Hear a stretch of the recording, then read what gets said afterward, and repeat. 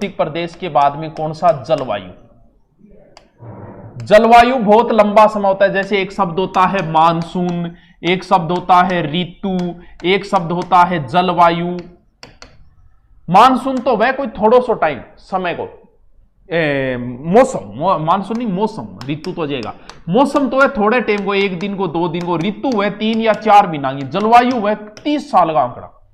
जैसे जान लाग रहे हो, अचानक मौसम खराब हो जाए, फिर थे गर्लफ्रेंड ने फोन करोगे, जानू आज तो जलवायु खराब हो गया, आज को नहीं आई जा। अब बोलो आगे हैं, फिर न्यू बोलोगा कि भैया आज मौसम खराब हो गया। क्यों? मौसम थोड़े से समय को है, 1 घंटा, 2 घंटा, 24 घंटा या 2 दिन को। जबकि ऋतु या वर्षा ऋतु चलेगी तो 3-4 महीना चलेगी, ग्रीष्म ऋतु 3-4, ऋतु है 3 या 4 को। जबकि जलवायु बहुत लंबा आंकड़ा है। जैसे आपसे पूछो कि सबसे ज्यादा सर्दी कहां पड़ती है, आप कहोगे सरचूरू। जबकि राजस्थान के पिछले 2 साल के आंकड़े उठाओ, सबसे माइनस टेम्परेचर फतेहपुर में रहा है। लेकिन फिर भी हम चूरू ही पढ़ाएंगे। क्यों? क्योंकि इसमें 30 साल के आंकड़े लिए जाते हैं, 25 से 30 साल के। तो कंटिन्यू 25-30 साल अगर फतेहपुर माइनस में रहेगा, तब आएगा कि सबसे कम सर्दी कहां पड़ती है, सबसे ज्यादा सर्दी कहां पड़ती है, फतेहपुर। समझ गए क्या बात को? तो इसमें मौसम शब्द जो है वो मानसून से बना हुआ, मौसम से बना हुआ शब्द है, जो अरबी भाषा का शब्द है। यह भी एग्जाम में पूछा जा चुका है। मुख्यतः वैसे तो 4 ऋतु है, उनका मैं डिटेल से जिक्र नहीं करूंगा। जब मैंने ज्योग्राफी पढ़ाई थी क्लास में, तब वो ऐप के ऊपर तब डिटेल से किया, लेकिन अब हमारे पास टाइम नहीं है डिटेल से करने को। देखो 3 मुख्य ऋतु है। एक तो है ग्रीष्म, ठीक है, गर्मी की ऋतु, यानी गर्मी लगभग शुरू है कद मार्च से लेके मध्य जून तक, ठीक है। गर्मी के तुरंत बाद फिर चालू हो जाएगी वर्षा, यानी फिर कौन सी ऋतु आएगी? वर्षा ऋतु, जो मध्य जून से सितंबर तक। और फिर शुरू होती है शीत ऋतु। शीत ऋतु अक्टूबर टू फरवरी। ये 3 ऋतुएं हैं मुख्यतः। पहली ग्रीष्म ऋतु है, मार्च से मध्य जून के। फिर वर्षा ऋतु, ये भी पूछा जा चुका है, वर्षा ऋतु कब से कब तक रहती है। तो हम तीनों ऋतुओं को सेपरेट तरीके से पढ़ेंगे अब। और मानसून एक थोड़ा सा समझने वाला कंसेप्ट है, तो मैं थोड़ा सा जल्दी में समझाऊंगा, कुछ बातें को लोप करते हुए, क्योंकि वरना फिर हम कर नहीं पाएंगे इतने समय के अंदर। चलो शुरू करते हैं। सबसे पहले मैं इस भारत को बनाता हूं। देखो सुनो को जो जिसो भी बने यार, अब के बताओ तो ईशा पेंटर भी तो कोई, मैं कोई कह देखो ओके बनाए हुए यार। अब मैं क्या करूं, मैं कोई पेंटर थोड़ी उठा रहा हूं। मैं एक दूसरी जगह भी आपको ले चलता हूं, समझते जाना। मन बेरो थार टाइम कम है, लेकिन फिर भी 2 पेज हो गया, ठीक है। देखो ये कंसेप्ट समझाना जरूरी हो जाता है। ये है 0, ये कर्क रेखा है 23.5 डिग्री कर्क रेखा, ठीक है। भारत के मध्य से गुजरती है, ये रहा भारत, ठीक है। फिर है ये रही 23.5 डिग्री मकर रेखा, ये है विषुवत रेखा। तीनों रेखाओं के बारे में बता चुका हूं। मान लो दैट सपोज किसी दिन सूर्य यहां है इस रेखा के ऊपर। ये कौन सी रेखा है? ये रेखा है विषुवत रेखा। कब? 2-1-3 तीसरो महीनों कौन सो है? मार्च है। मान लो 21 मार्च को सूर्य इस रेखा पे चमकता है, विषुवत रेखा पे। तीसरे महीने से शुरू कर देते हैं, मार्च से, नई साल से, यहां से शुरू होता है। अब 2 कंसेप्ट आपको आने चाहिए कि ताप बढ़ाने पर वायुदाब पर क्या फर्क पड़ेगा। पहला कंसेप्ट आपको यह आना चाहिए। दूसरा कंसेप्ट आपको आना चाहिए कि हवाएं चलती है, तभी आप जलवायु को समझ पाओगे। हवाएं चलती है उच्च से निम्न या निम्न से निम्न या उच्च से। हवाओं का मतलब, उच्च का मतलब जहां हवा ज्यादा है, निम्न का मतलब कम है। ताप बढ़ाने पे वायुदाब पे क्या फर्क पड़ेगा? ताप बढ़ाना मतलब यहां को माचिस जगा के ताप बढ़ा देंगे है। ताप बढ़ाना मतलब जहां सूर्य सीधा चमकेगा वहां ताप बढ़ेगा। दोनों कंसेप्ट ही बड़े शानदार है और बहुत बार एग्जाम में आया है कि हवाएं चलती है उच्च से निम्न, निम्न से निम्न, उच्च से उच्च, उच्च से, इस तरीके से के ऑप्शन। फिर टाबर गोड़ो नारी कोई बात ही को नहीं यारो।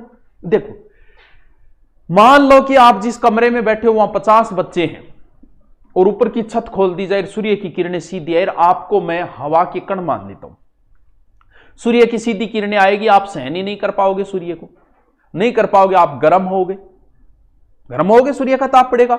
जब कोई चीज गर्म होती है तो वो हमेशा हल्की होती है और हल्की चीज हमेशा ऊपर रहे। जी हां, वो शब्द है करक, जैसे ये है करम और एक है ये करम। आपसे पूछ ले नहीं इसमें रे ये आधा है कि ये आधा है, तो ऊपर वाला रे आधा है क्योंकि ऊपर हमेशा हल्की चीज रहती है। तो हवा गर्म होकर ऊपर चली गई तो वहां की जगह खाली हो गई। इसका मतलब जब ताप बढ़ाएंगे तो वायुदाब क्या हो जाएगा, कम हो जाएगा। अब प्रश्न आया जैसे मान लो सूर्य का ताप यहां बढ़ा हो तो यहां वायुदाब कम हो गया, यहां वायुदाब ज्यादा हो गया क्योंकि सूर्य सीधा नहीं चमक रहा है। यहां कौन सी रेखा पे, कर्क रेखा पे।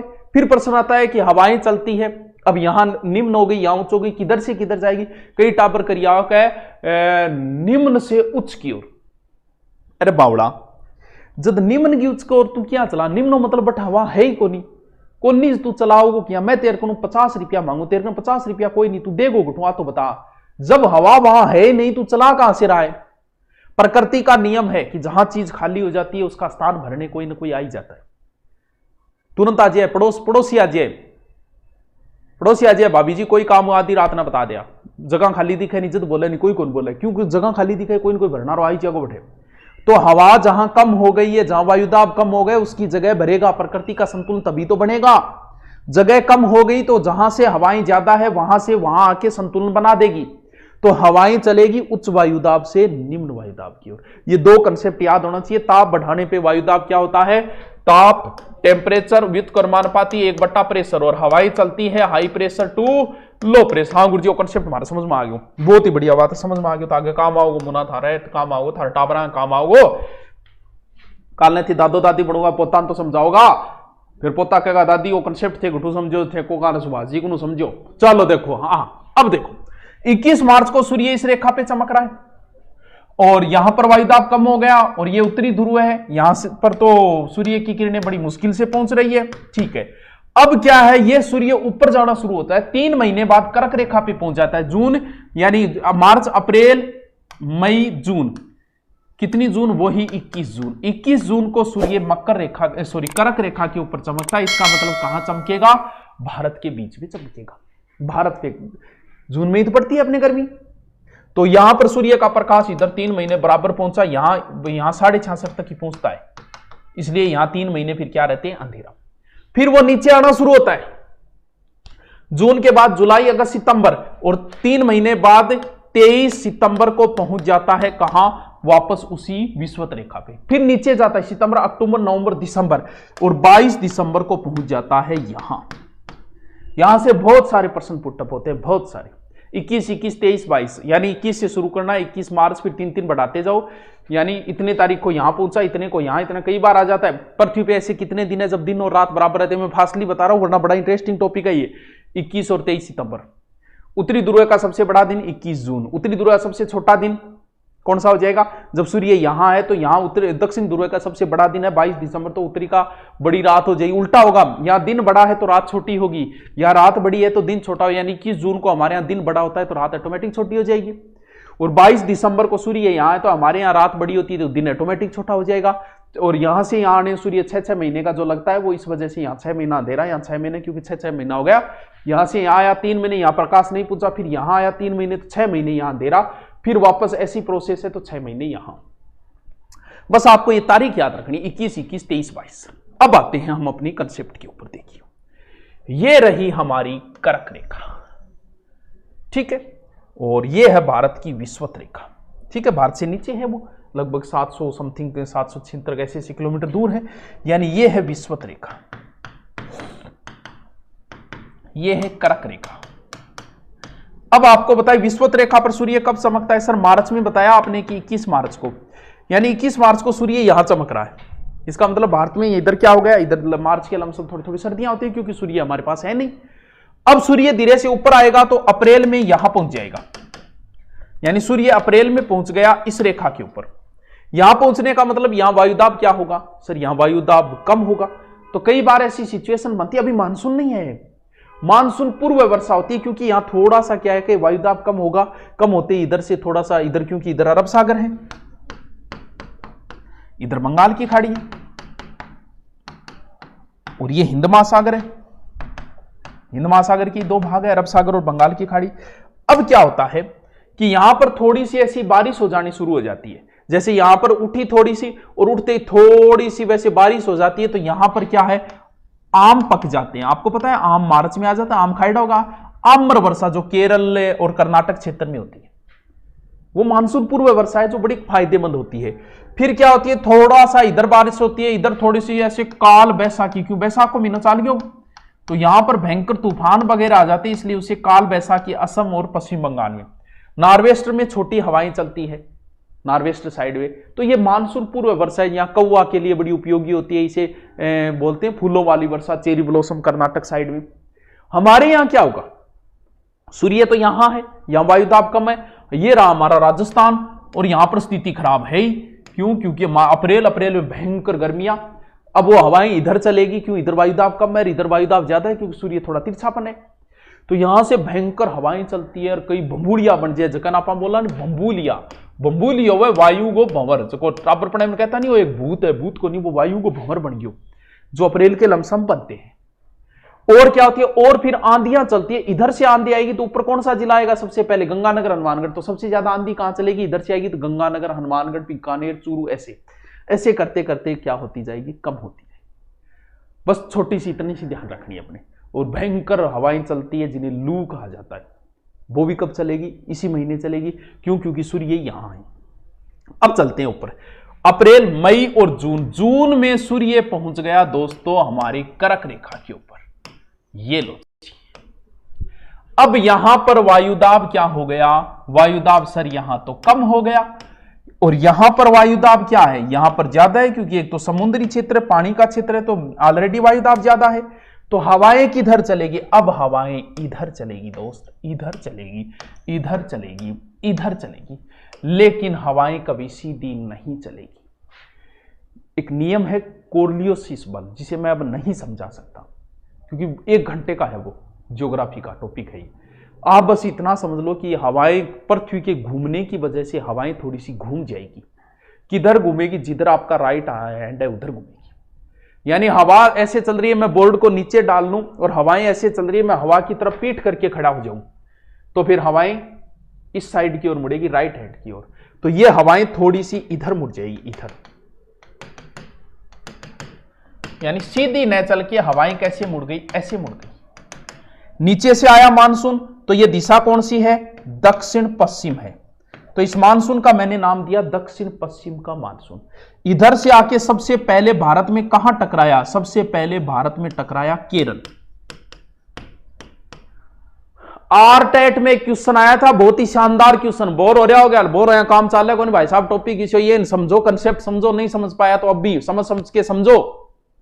आरटेट में प्रश्न आएगी, भारत में सबसे पहले मानसून कहां पहुंचता है, और उसने केरल ऑप्शन दिया, अंडमान निकोबार ऑप्शन दिया, तो ध्यान रहे अंडमान निकोबार अगर ऑप्शन है तो अंडमान निकोबार ही उत्तर होगा, और वरना केरल है, क्योंकि मुख्य भूमि में केरल पहुंचता है, वैसे अंडमान निकोबार में पहुंचता है, इस चीज को भी बहुतों को नहीं पता है। तो यहां पर सबसे पहले मानसून के प्रथम, यानी जून के प्रथम सप्ताह में यहां पर मानसून टकरा जाता है। कौन सा मानसून, इस दिशा वाला, क्यों इधर वाली ये दिशा कौन सी है, देख लो सर, ये दक्षिण पश्चिम दिशा है, हाँ, हिंद महासागर के मानसून का मैंने नाम दिया दक्षिण पश्चिम का मानसून, और यहां आके वो टकरा गया। ए और बे ध्यान रखना, इधर अरब सागर है, इधर बंगाल की खाड़ी, और केरल के वर्षा हुई, तो कोई फिक्स डेट नहीं, कोई कहते 7 जून को पहुंचता है, 6 जून को, नहीं, कोई फिक्स नहीं है, ये मानसून है, कोई फिक्स चीज थोड़ी है, ये टाइम ही आओगी, कोई तारक मेहता उल्टा चश्मा थोड़ी 8:30 आओगे, ये मानसून है, तो लगभग जून का प्रथम सप्ताह बोल दो। राजस्थान में अभी कोई हलचल नहीं है, राजस्थान में यहां अगर मानसून आपको खबर मिले ना केरल में मानसून पहुंचा, तो उसमें 15 दिन जोड़ देना, कम से कम 15 दिन बाद पहुंचता है राजस्थान में। अब यहां पर मानसून टकराया मुख्य भूमि से, तो कोई चीज अगर पानी मुख्य भूमि से टकराएगा तो 2 भागों में डिवाइड हो जाएगा। यह मानसून यहां आके 2 भागों में डिवाइड होगा, एक तो अरब सागर की शाखा, एक बंगाल की खाड़ी की शाखा। अब हम इसे दक्षिण पश्चिम का नहीं बोलेंगे, यहां तक दक्षिण पश्चिम का लेके आए, यहां 2 भागों में बांटेंगे, एक अरब सागर की शाखा बोलेंगे, एक बंगाल की खाड़ी की शाखा बोलेंगे। अब एक एक को पढ़ते हुए हम आगे ले जाए, पहले अरब सागर की शाखा को ले जाते हैं। ये देखो यहां अरब सागर है, तो भयंकर बारिश लेता है, भारत के पश्चिमी तट पर भयंकर बारिश करता है, और राजस्थान का कौन सा हिस्सा सबसे पहले आया सीध में, राजस्थान का दक्षिणी हिस्सा इसके सीध में आया, और दक्षिणी हिस्सा इसके सीध में आते ही राजस्थान के दक्षिणी राजस्थान में इसने अच्छी भली बारिश की। थोड़ी सी बारिश होती है शुरुआत, यानी राजस्थान में सबसे पहले कौन सा मानसून पहुंचेगा, इधर वाला अरब सागर, क्योंकि नजदीक है हमारे अरब सागर, तो इधर वाली शाखा का मानसून पहुंचता है। फिर अरावली रह गई इसके समांतर, यह भी प्रश्न पूछा जा चुका है। राजस्थान में वर्षा कम होने के कारण अरब सागर की समांतर रह गई, तो कहीं भी टकराता नहीं, अब सीधा ऊपर जाके जम्मू कश्मीर साइड में बारिश करता है। प्रश्न सिर्फ इतना बनता है, सबसे पहले राजस्थान में अरब सागर का यानी मध्य जून में, मान लो यहां पर जून का प्रथम समय या मध्य जून में मानसून पहुंचता है, और फिर कहां टकराएगा, फिर दक्षिण राजस्थान में थोड़ी सी वर्षा करके सीधा निकल जाएगा। छोड़ दो इसको बात। अब आओ बंगाल की खाड़ी की शाखा। भाई साहब भयंकर बारिश उठाएगी यहां से और सीधा यहां टकराएगी। ये लो, यहां कौन सी जगह है, मेघों का घर मेघालय, गारो खासी जयंतिया पहाड़ी, जहां पर भयंकर बारिश होती है। चेरापूंजी है, मानसिउराव है, विश्व का सबसे वर्षा वाला स्थान है। भयंकर वर्षा होती है, यहां होती ही रहती है भाई साहब। 1221 सेंटीमीटर वर्षा मानी जाती है यहां, और भयंकर वर्षा करती है। अब यहां पर वर्षा ज्यादा हुई तो वायुदाब क्या हो गया, ज्यादा हो गया, क्योंकि बारिश ज्यादा हो रही है तो हवा के कण ठंडे रहेंगे, नीचे रहेंगे। और राजस्थान में इधर हालत खराब है, क्यों, क्योंकि इधर भी अब भी गर्मी ही पड़ रही है, तो यहां वायुदाब क्या हो गया, कम। अब वायुदाब कम हो गया तो क्या होगा, ये हवाएं हमारे राजस्थान की ओर चल पड़ेगी, पश्चिमी भारत की ओर चल पड़ेगी। इधर से चली चली चली चली, फिर राजस्थान का कौन सा हिस्सा सीध में आया, पूर्व हिस्सा। तो ये बंगाल की खाड़ी का ये मानसून यहां से टकरा के इधर राजस्थान के पूर्व की ओर प्रवेश करता है, इसलिए इसे पूर्वई बोलते हैं। अरे इतो टावरा बूढ़िया नहीं बेरो है, पूर्वाई चालता है, बूढ़िया कहेगा पूर्वा चाल है, बारिश होगी। बोलो बा नॉलेज है, अपन नहीं नॉलेज है पूर्वई को। आपसे पूछ लेना पूर्वई कहां से आती है, तो कोई अरब सागर ठोक्या होगा, कोई बंगाल की खाड़ी ठोक्या हो। पूर्वई बंगाल की खाड़ी से आती है, और कहां प्रवेश करेगी, सबसे पहले हाड़ौती क्षेत्र के अंदर प्रवेश करेगी। अब अरावली ऐसे है तो इधर वाली साइड में टकरा के अच्छी भली बारिश करते हैं, बीच में कोई गैप मिलता है, छोटो मोटो बादलियों आपने इल्ली साइड में भी आगे बरसा करे, लेकिन जैसलमेर तक पहुंच तो बेचारा बादल में किमी कौन बचे। तो राजस्थान में सबसे ज्यादा वर्षा बंगाल की खाड़ी से होती है, जबकि सबसे पहले अरब सागर की शाखा का मानसून पहुंच जाता है। भारत में सबसे ज्यादा वर्षा अरब सागर की होता है, और बंगाल के, भारत में लगभग 65% आर्द्रता अरब सागर की है, बंगाल की 35 है। जबकि राजस्थान में पूरे राजस्थान को कौन सा कवर कर रही है, बंगाल की खाड़ी इधर वाली शाखा कवर कर रही है। आपको सामने ही दिख रहा है ये चीजें। तो अब वो प्रश्न है सबसे ज्यादा वर्षा कहां होती है, तो जाहिर सी बात है इधर देखो झालावाड़ है, इधर वाली साइड का मानसून ले रहा है, इधर वाली भी ले रहा है, फिर बांसवाड़ा हो जाएगा, या दक्षिण राजस्थान कह सकते हो। सबसे कम इधर पहुंचते पहुंचते जैसलमेर बेचारे में कुछ बचता नहीं है, सबसे वर्षा वाला स्थान माउंट आबू, कम स्थान सम हो जाएगा। तो ये नॉर्मल क्वेश्चन है जो आपने कई बार पढ़ भी लिए होंगे, तो ये थोड़ा सा कंसेप्ट समझाना जरूरी था। अब बात करूं मैं लौटते मानसून की, इसको और समझ लो। लौटता मानसून, ये कौन सी दिशा है, उत्तर, ये कौन सी दिशा है, पूर्व, ये कौन सी दिशा है, पश्चिम, ये कौन सी दिशा है, दक्षिण। अब मई के बाद जून, जुलाई, अगस्त, सितंबर, अक्टूबर, और अक्टूबर नवंबर में तो सूर्य जालियो एकदम नीचे नीचे जानो, मतलब वहां पर क्या हो गया, वहां पर वायुदाब हो गया कम, और हमारे वायुदाब ज्यादा हो गया, तो वापस हवाएं कैसे चलनी शुरू हो गई, ऐसे चलनी शुरू हो गई। बता दिया, हवाएं फिर मुड़ेगी, बोर्ड को नीचे गिरो, हवा की तरफ पीठ करो, किधर मुड़ेगी, दाईं साइड की ओर मुड़ेगी, इधर मोड़ दो, ये हवाएं ऐसे चलेगी। कौन सी दिशा हो गई इनकी, लौटते मानसून की दिशा हो गई उत्तर पूर्वी, ऐसे। अब इधर देखो राजस्थान में भी आएगी हवाएं, लेकिन ये हिमालय से आएगी, तो आपने तो सीधी शीत लहरा चाले, ठंड चले, सीकड़ ना काम होगा, और किमी को नहीं आपने। लेकिन पूरे भारत में कहीं वर्षा नहीं होगी, लेकिन ये हवा यहां से बंगाल की खाड़ी से थोड़ा पानी उठाएगी और यहां डाल देगी, कहां, तमिलनाडु। तो लौटते मानसून से भारत में ओनली फॉर कोरोमंडल तट या तमिलनाडु पे बारिश होती है। यहां पर एक नदी है ना, कावेरी, कावेरी एकमात्र नदी है जो दोनों मानसूनों का जल लेती है। समझ गए, यहां लौटते मानसून से भारत में ओनली फॉर वर्षा कहां होती है, ओनली फॉर तमिलनाडु के अंदर होती है, कोरोमंडल तट के ऊपर होती है।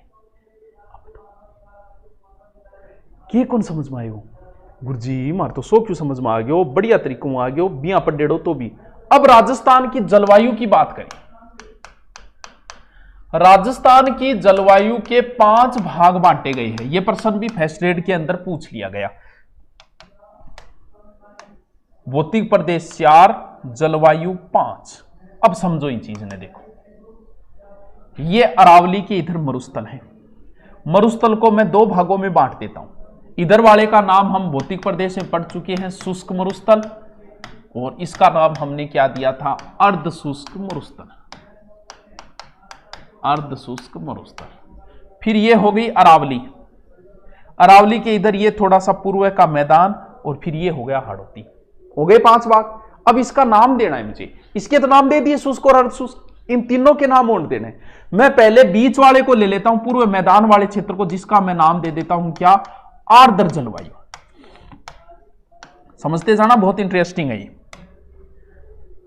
अब ये बीच वाला क्षेत्र है आर्द्र जलवायु, इसके इधर वर्षा क्या होती है, कम, इसके इधर वर्षा होती है ज्यादा।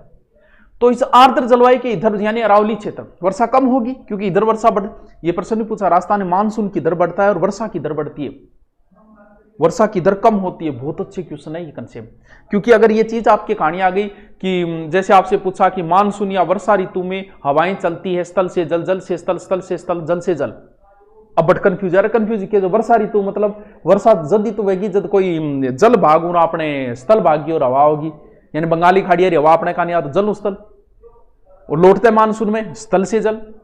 अब देखो वो पूछेगा मानसून की दर बढ़ता है, वर्षा की दर बढ़ती है, दोनों उल्टे हैं। वर्षा की दर बढ़ती है वो भी बताऊंगा, मानसून इधर से प्रवेश किया, इधर बढ़ेगा मानसून, यानी दक्षिण पूर्व से उत्तर पूर्व की ओर बढ़ेगा, जबकि वर्षा की दर से बढ़ेगी। इसका उत्तर अलग होगा, जिसमें अधिकतर बच्चे गलत करके आएंगे। दोनों प्रश्न थर्ड ग्रेड में आ चुके हैं, अभी समझाऊंगा। देखो इधर से इधर वर्षा कम होती है, कम के लिए एक उपसर्ग आता है उप, जैसे सरपंच और उप सरपंच छोटो है तो उप आर्द्र जलवायु, और ज्यादा के लिए एक उपसर्ग आता है अति, तो इसका नाम है अति आर्द्र जलवायु।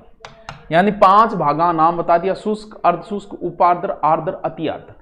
कुछ नहीं करना है, वर्षा सेंटीमीटर में नापी जाएगी, तो करते जाओ 0 से 20 सेंटीमीटर, 20 से 40 सेंटीमीटर, 40 से 60, 60 से 80, 80 से 120। यहां पर 40 जोड़ना है, बाकी 20 जोड़ते जाओ। यानी यहाँ 0 से 20 सेंटीमीटर वर्षा होती है, या 20 से 40 कौन से में, अर्धशुष्क में, या 40 से 60। कई बार पूछ लेते जयपुर किस में आता है, तो ये चित्र के आधार पे आप आराम से बता दोगे कि जयपुर कहाँ आता है, जैसलमेर कहाँ आता है, शुष्क मरुस्थल में आता है। 0 से 20 सेंटीमीटर वर्षा होती है। टोटल 0 से लेके 120 तक हुई, 2 का भाग 2 लगभग कितने आए, 60। यानी राजस्थान की औसत वर्षा लगभग 58 सेंटीमीटर, और औसत तापमान है 38 डिग्री सेंटीग्रेड। ये कितने हुए, 40 और 60, 40 और 60 में बीच में किताब 50, ओले 50 सेंटीमीटर वार्षिक वर्षा रेखा राजस्थान को 2 भागों में बांटती है। 50 का आधा 25, ये पूछ लिया। 25 सेंटीमीटर वार्षिक वर्षा रेखा मरुस्थल को 2 भागों में बांटती है। वाह यार कितना इजी। वर्षा की दर बढ़ती है, मानसून की दर बढ़ता है, दोनों चीजें अलग अलग है।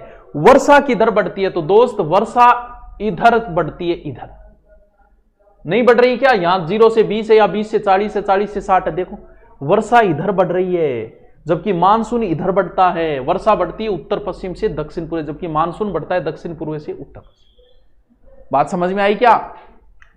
यानी हमने आज क्या पढ़ लिया, और वो मैंने बता ही दिया कौन सा, मावट। मावट बहुत इंपॉर्टेंट है, जो मैं भौतिक प्रदेश से बता दिया। भूमध्य सागर से पश्चिमी विक्षोभ से सर्दकालीन वर्षा होती है। रबी की फसल या चने के लिए गोल्डन ड्रॉप, वो बात मैं पहले बता चुका हूं, तो इसको मैंने वैसे शॉर्ट में लिया है। अब नेक्स्ट टॉपिक हम पढ़ेंगे